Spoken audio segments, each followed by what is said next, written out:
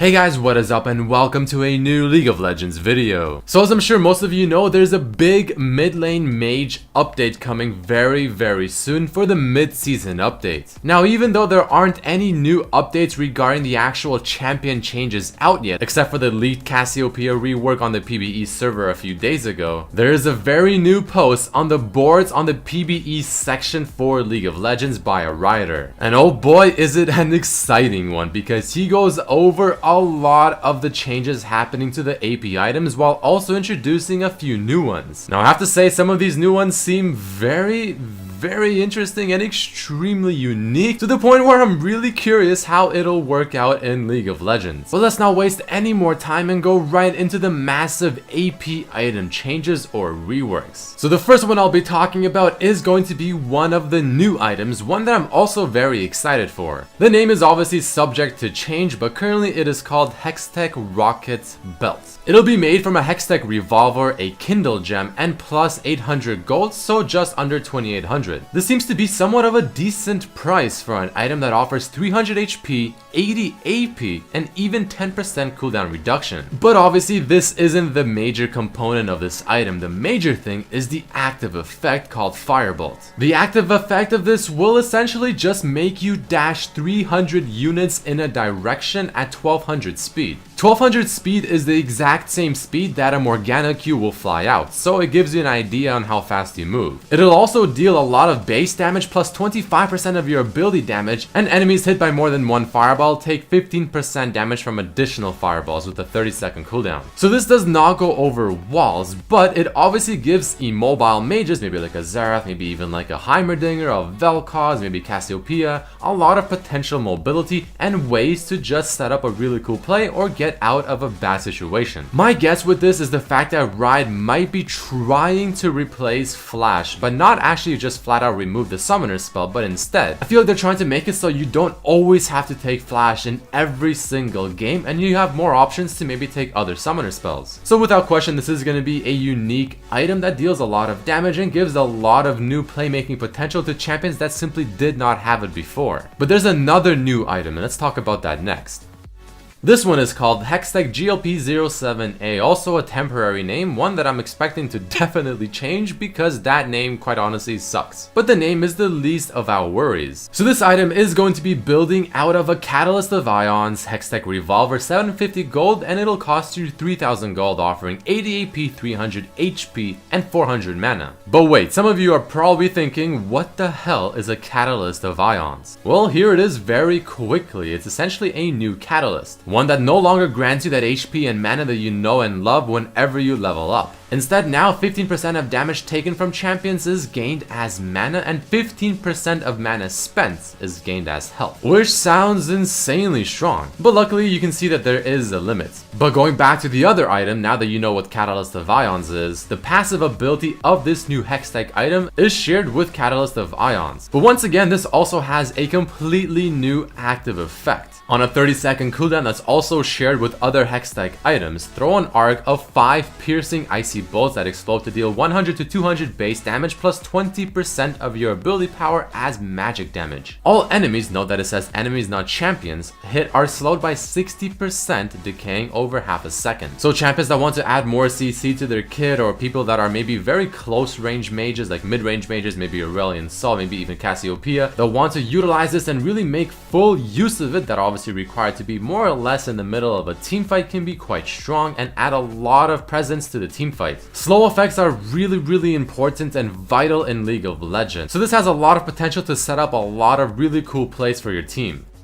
And here's yet again another new item called Lost Chapter. So the recipe for this will be a simple Sapphire Crystal Amplifying Tome and 115 gold, giving you 900 total gold spent to get this item. It'll give you a bit of ability power, a little bit of mana, and a unique passive upon leveling up restores 20% of your maximum mana over 3 seconds. Now in just a bit I'll be talking about Catalyst, and you'll notice that it actually got reworked so it doesn't offer you HP and mana upon leveling up. So it seems like this item will be be taking its place, but only focusing on the mana portion. If you're playing a really aggressive mage and you just run out of mana really quickly, and there's quite a bit of mages that do that, well, this item will hopefully help you with that. Because you'll also notice throughout this video, a lot of items are actually losing their mana regeneration aspect. So I'm definitely expecting this item to be quite popular as a pickup.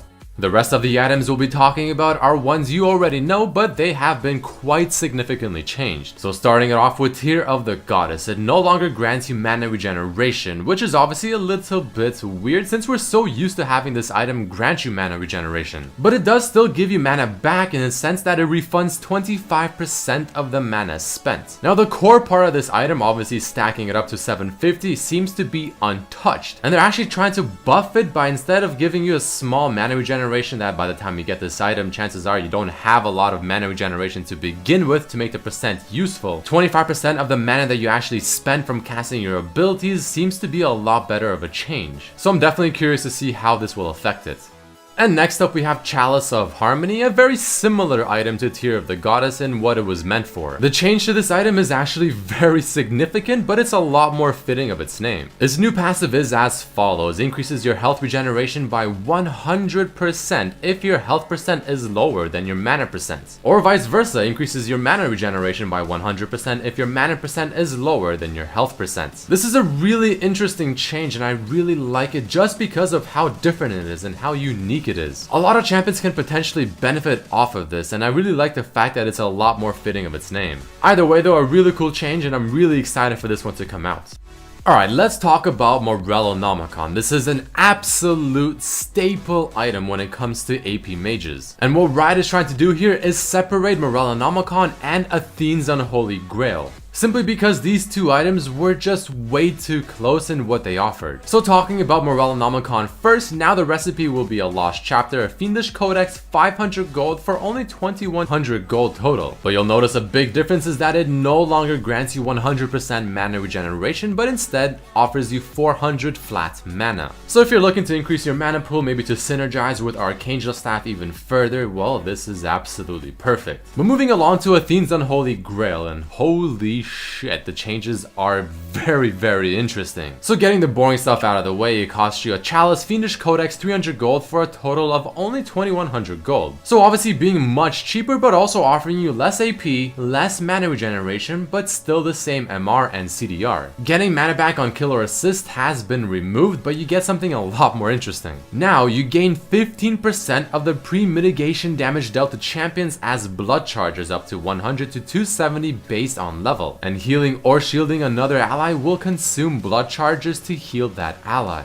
I'm seriously kind of scared as to how strong this item sounds, because this item was made for the sole purpose of enhancing the playstyle and effectiveness of support AP mid laners. So I'm assuming if you're playing someone like Orianna, Morgana, Karma, Lux, Lulu, well, this is gonna be absolutely perfect. Because whenever you use your shielding or healing abilities on an ally, well, you're also gonna be healing them as well. This seems like the ideal item to get for these champions, and it seems like it will make them so darn useful. I mean, they're already damn useful. Why is this gonna make them even more useful? I don't know. I mean, I love the sound of this item. I love how different it is now, and it's very cool and interesting. But I just hope that it won't make these champions too strong. Next up, I want to say that they're removing the Will of the Ancients item because they're flat out removing the spell vamp functionality of items in general. The only item that will retain this effect is going to be Hextech Gunblade because it's a little bit different in how it works. But other than that, consider spell vamp to be completely removed from the game, but Vladimir will be getting a rework to compensate for the removal of a very important stat for his kit. So let's talk about these spell vamp items, and the first one being Hextech Revolver. It'll cost you now 100 less gold. Its ability power is unchanged, but the spell vamp, like I said, is removed. But it now has an actual passive effect to it called Magic Bolt. Your basic attacks deal 75 to 150 magic damage on hit. So it seems like Riot is trying to make the whole Hextech item set to be a lot more offensive. So if you're trying to play the laning phase extremely aggressively, or if your champion is just a natural aggressive type champion, well, these items and this whole item set will be complementing you very well. But despite what I just said about Hextech Gunblade, it is still getting a little bit of changes. So the cost and the actual Omni Vamp passive where it gives you Life Steal and Spell Vamp is not changed whatsoever, but instead the active damage is actually doubled, but it's a lower AP ratio. Apparently the active effect is absolutely instant and doesn't have that travel time. It just instantly, I'm assuming, hits the target and it will still slow that target. For the most part, this item is the same, other than the fact that it now has much higher base damage on its active damage effect. And next up we have Rod of Ages, where Riot decided to make it much cheaper but also offer you a bit less stats overall. It seems like the intent for them with this item was the fact that they want you to rush it as soon as possible and get the item snowballing as soon as possible. Mainly because now again it is 500 gold cheaper. And more importantly, the combined cost is only 50 gold. So essentially once you have the Catalyst and the needlessly large rod, you pretty much have this item. Next up we have another extremely popular AP item, Zhonya's Hourglass. The recipe is similar because it still requires a Seeker's Arm Guard, but instead now it also requires a Fiendish Codex. Now what stat does Fiendish Codex offer that is not something you've ever seen on Zhonya's Hourglass? Cooldown reduction. And it seems like that's exactly what this item will now offer you, 10% cooldown reduction. It is also a cheaper item, but it also offers you 30 less AP, and the active stasis cooldown has been increased significantly. So the intention here is to not make this item just a flat out, you know what, I want to get this item for the AP and maybe I'll make use of the active effect. No, now you get it solely for the purpose of getting the active components. It is much more of a utility focused item, but it also gives you that 10% CDR, so that now whenever you're trying to hit the max CDR cap, it's just simply easier.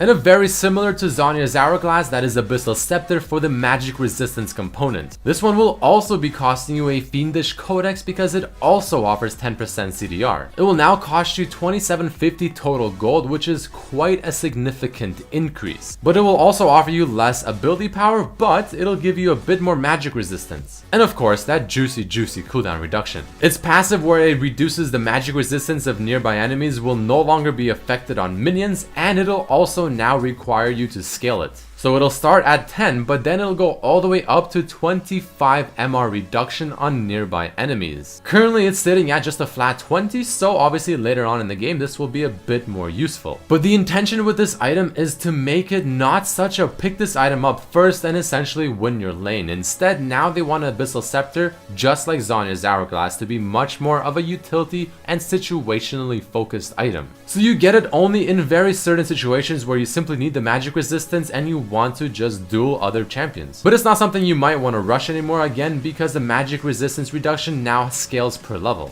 There's also a couple of somewhat unrelated changes to the AP mages, talking about Spectral's Cowl and Banshee's Veil. It's in the post, so I thought I'd talk about it, but essentially they're changing these by just a little bit. They're making it cost more but give you more health, but also offer you less MR. While on the flip side, Banshee's Veil is quite the opposite, costing you less, giving you less HP, but still the same magic resistance.